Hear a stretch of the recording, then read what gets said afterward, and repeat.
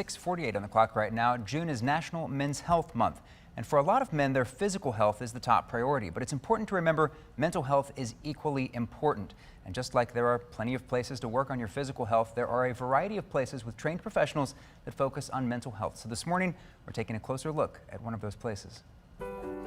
So we have a variety of therapists at the Fountain Hill Center doing different work with men, women, children, but the Men's Resource Center is on the second floor, and we specialize in working with men. We provide individual and group counseling, consultation, and coaching services. It's unique about the Men's Resource Center at Fountain Hill. It's a historic home built in the 1800s. It's pretty cool. For more than 20 years, the Men's Resource Center has been working to change the stigma surrounding men who need counseling. To ask for help makes some men feel weak, like they failed. And I think that to reframe asking for help for your life, similar to how we ask for help for improving our golf swing, improving our financial portfolio, even to call your friends over to help you roof your house. There's a lot of rituals that men engage in where asking for help is not an assault on their masculinity.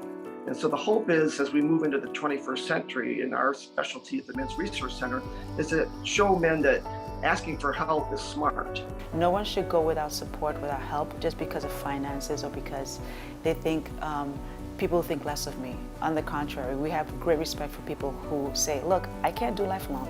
And in reality, we weren't created as an island. We were created to be social beings. Studies show that nearly all of the active shooters in this country are men. The question remains, can these acts of violence be prevented? Men and women have mental health issues at about the same rate. Anxiety issues, depression issues, but it's the men who are doing the shooting. It's the men who seem to expel their rage. I mean, imagine if people who are really struggling, thinking about being violent, had an opportunity to just talk about how they feel. We oftentimes can assume that men will behave badly, like it's in their nature, but we don't believe that at the Men's Resource Center. We believe that it's mostly socialized, and their training that causes them to act out and externalize their pain and loneliness onto other people.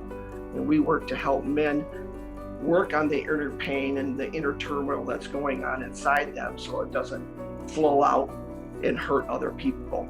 Specialized therapy and counseling does cost money, but not as much as you might think. Here at Fountain Hill Center, we really strongly believe that no one should be turned away.